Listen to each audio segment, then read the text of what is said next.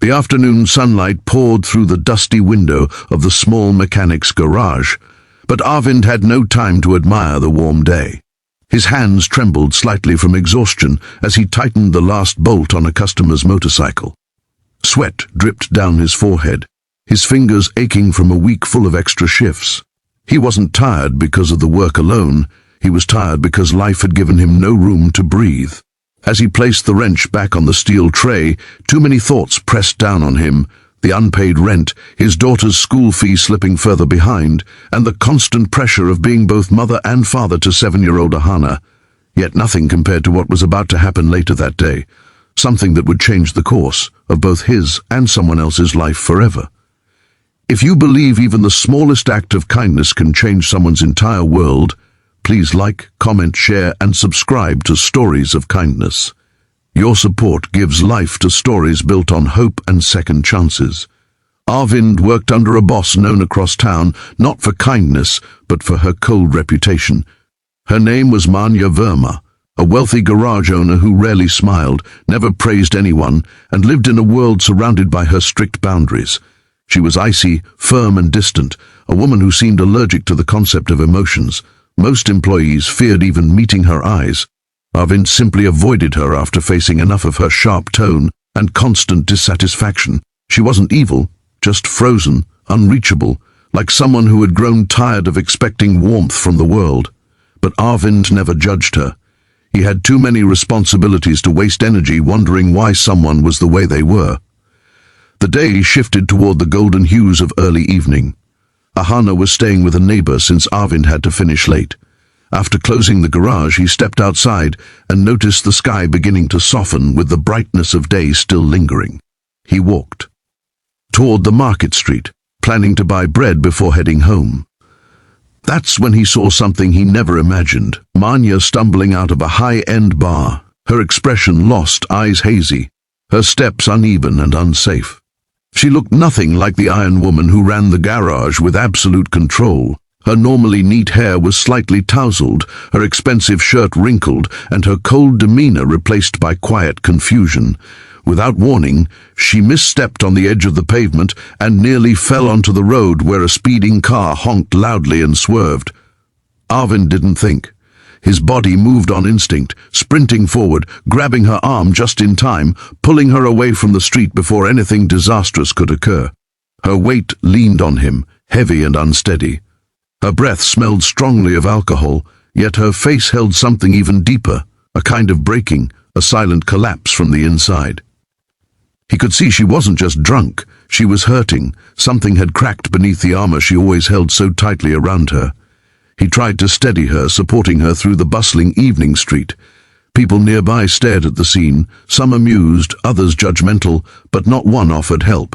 Manya's head rested briefly against Arvind's shoulder as she struggled to stay conscious. For a moment, under the soft daylight fading into dusk, she looked fragile, like a child lost in a storm she had tried to fight alone for too long. Arvind knew he couldn't leave her there. She might get into trouble, hurt herself or worse. So he guided her to a bench near the market park, letting her sit as he fetched water and tried to help her regain clarity. She murmured something unintelligible, painful, heavy, but he didn't push her to explain. Instead, he focused on keeping her safe, shielding her from wandering eyes and the risks of being alone in such a helpless state. He stayed with her for almost an hour until she could stand without falling, and when her driver finally arrived after Arvind called her emergency contact from her phone, he ensured she was safely taken home before he walked away quietly, unnoticed as always. The next morning, Arvind prepared for work with a strange sense of unease. Not once did he expect gratitude from Manya. She never acknowledged emotional things. She wouldn't thank him. She might not even remember the whole incident. He dropped Kahani at school, walked to the garage, and braced himself for another silent day of hard labor. But life had different plans today. When he entered the garage, the other workers whispered, glancing at him with mixed expressions, some curious, some jealous, some simply confused. He didn't understand until he walked into the main service area and saw Manya herself standing there waiting for him. The sunlight streaming in through the garage door framed her in a way that made her look unfamiliar, not cold, but strangely human. She wasn't hiding behind her rigid posture today.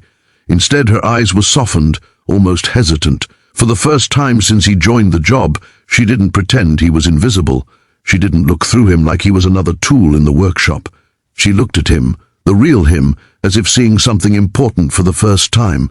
Everything about her posture felt different. There was no sharpness, no hostility, no emotional distance. Instead, she seemed humbled, almost weighed down by something she had carried for too long. She approached him with a slow breath, and although she didn't say anything aloud, the apology in her eyes was unmistakable. She knew what had happened, and she knew what he had done for her. Arvind felt an unexpected shift inside his chest, as if a wall had finally cracked between two lonely people who never stood on the same side of life before. Throughout the day, he saw transformation in her behavior. Subtle, fragile, but undeniably real. She didn't raise her voice once. She didn't criticize unnecessarily. She walked slower, talked softer, listened more, and even stood near the workers instead of ordering from afar. For a woman known for living behind emotional armor, this change felt like sunlight entering a room long closed off from warmth. By afternoon, she asked to speak to Arvind privately.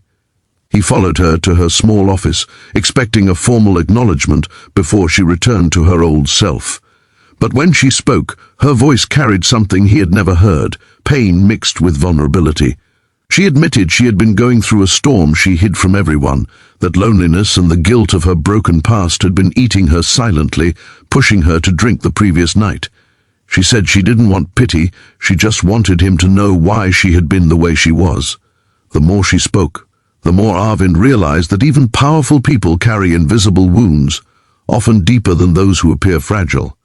She confessed that she had lost someone she once loved deeply and never recovered fully, burying herself in work to hide from the emotional ruins of her own life. She said she never trusted anyone enough to let them see her break, until last night forced her walls down by accident.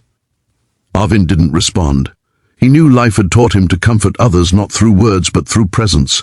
His silence, steady eyes, and calm breathing created a space where she felt safe enough to continue speaking. For the first time in years, she shared her emotions without fear of appearing weak. In return, she wanted to know about him, his life, his daughter, his struggles. When he mentioned Ahana's school fees, rent problems, and how he had been managing alone since his wife passed away 3 years ago, she listened quietly, really listened. Something softened inside her further, as though she finally understood the weight he carried each day without complaint. That evening, the workers noticed something extraordinary. Manya personally inspecting Arvind's station and ensuring he received the bonus he had been denied for months due to company restrictions she now admitted were unfair. She approved his leave request for Ahana's parent meeting without hesitation. She even walked outside the garage to offer him a ride home, surprising both him and everyone around them. The next few weeks formed a silent but powerful bond between them. She began treating Arvind with a respect she had never shown anyone, trusting him with responsibilities she wouldn't give even her senior staff. Their lives, once parallel and distant, slowly intertwined in small, gentle ways. She greeted him, asked about his daughter, occasionally left snacks on his station table, and sometimes simply stood nearby, as if wanting to share a moment of peace in the loud, busy garage. Arvind's kindness had sparked something inside her, a willingness to feel again, to trust again, to remember that warmth wasn't a threat but a gift. Slowly, Manya began spending time with Ahana too. What started as a simple hello turned into helping her with school projects, buying her small treats, and surprising her with a bicycle on her birthday. Ahana's laughter filled corners of Manya's life she thought would remain empty forever, and Arvind watched silently as both of their worlds began to heal through these unexpected connections. But true change doesn't happen easily. One morning, Manya arrived at the garage looking anxious, her hands shaking slightly as she spoke to Arvind. She had received a business offer requiring her to relocate to another city. It was a huge opportunity, but it also meant leaving behind the life she had slowly begun to rebuild. She looked torn, afraid of losing something she didn't even realize she needed so desperately until she found it. Arvind, despite the ache inside his chest, calmly told her she should choose whatever her heart felt was right for her future. His voice held sincerity, not selfishness. He didn't want to bind her choices with emotional chains, but something happened that neither expected.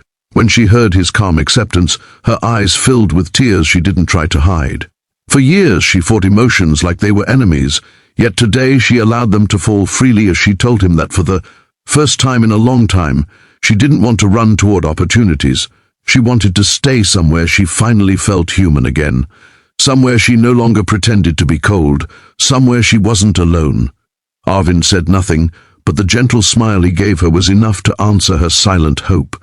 And so, with courage born from vulnerability, Manya made her decision to stay, not because she feared change, but because she finally embraced the kind of change that healed instead of hurt, a change brought by kindness, by compassion, by the quiet strength of a single father who knew that sometimes saving someone else also saves us in ways we never expect.